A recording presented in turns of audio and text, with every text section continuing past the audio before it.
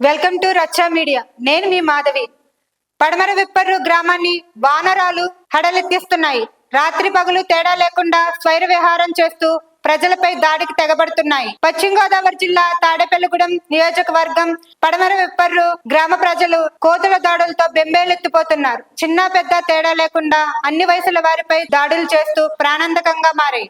శుక్రవారం గ్రామానికి చెందిన 3 ఏళ్ల చిన్నారిపై కోతులు దాడి చేశాయి. ఇప్పటికే పలుమార్లు అధికారులకు ప్రజాప్రతినిధులకు ఫిర్యాదు చేసినా పట్టించుకోలేదని వెంటనే వానరాల నిర్మూలనకు చర్యలు తీసుకుని గ్రామస్తులను కాపాడాలని కోరుతున్నారు. నా పేరు శంకు శివకుమార్ అండి. మాది పడమర విప్పర్రు.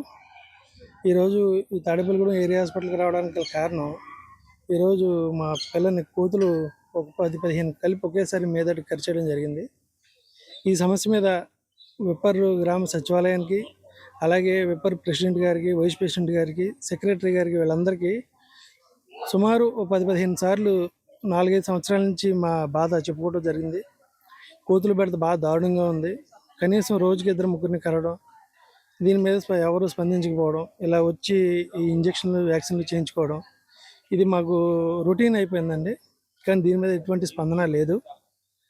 ఎప్పటి నుంచో దీని గురించి మా పాలకులకు కానీ నాయకులకు కానీ చెప్తూనే ఉన్నాం, కానీ ఎవరు పట్టించుకోవట్లేదు. రీసెంట్గానే విప్పర్లో 2 కోతులు బారిన పట్టి చనిపోవడం కూడా జరిగింది. కానీ నాయకులు ఎటువంటి సీరియస్నెస్ లేదు. కేవలం వాళ్ళకి పదవుల మీద ఉన్న ఆసక్తి ప్రజల మీద లేదు. ప్రజలు ఎలా చనిపోయినా సరే వాళ్ళకి పట్టించుకునే నాదుడు విప్పర్లో లేడు. కూటమి ప్రభుత్వం అని మేము జబ్బల చాచుకి తిరిగామండి. తెలుగుదేశం, జనసేన, బీజేపీ, పాత వైసీపీ గవర్నమెంట్, ఈ 4 పార్టీలు కూడా విప్పర్లో ఎవరిని పట్టించుకోవడం జరుగుతులేదు.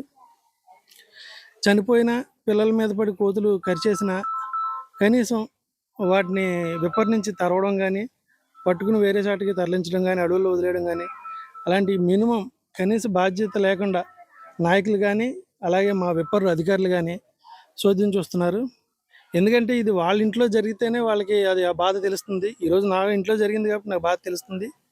వాళ్ళ ఇంట్లో జరిగేదాకా వాళ్ళు రెస్పాన్స్ ఉండదు. ఇది ఇక్కడితో కాకుండా ఇక నుంచి విప్పర్రు గ్రామ పరిస్థితిని ప్రతి దాని మీద ప్రతి ఒక్కరు స్పందించాలి. ఇది ఎవరికి వాళ్ళు నాకెందుకు అంటే మీ ఇంటి వరకు వచ్చే వరకు కూడా ఇలాగే ఉంటుంది.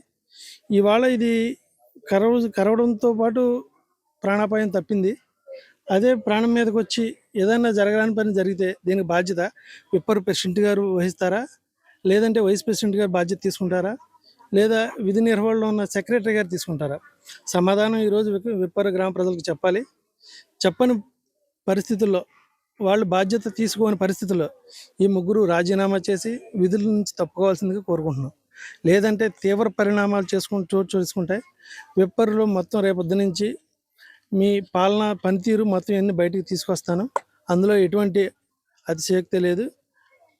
మీ పాలన మీరు సరిగ్గా చేయని ఎడలు మీరు పదవుల నుంచి తప్పుకోవాలని నేను అధికారులని, అదేవిధంగా విప్పర్లో ఉన్న నాయకులు, వైసీపీ కానీ, జనసేన కానీ, తెలుగుదేశం కానీ నాయకులు, మీరు పదవుల మీద ఉన్న ఆసక్తి తగ్గించి ప్రజల మీద పెట్టాలి. మీ ఆలోచన తీరు విప్పర్ని బాగు చేయండి, తర్వాత మీరు పదవులు అనుభవించండి.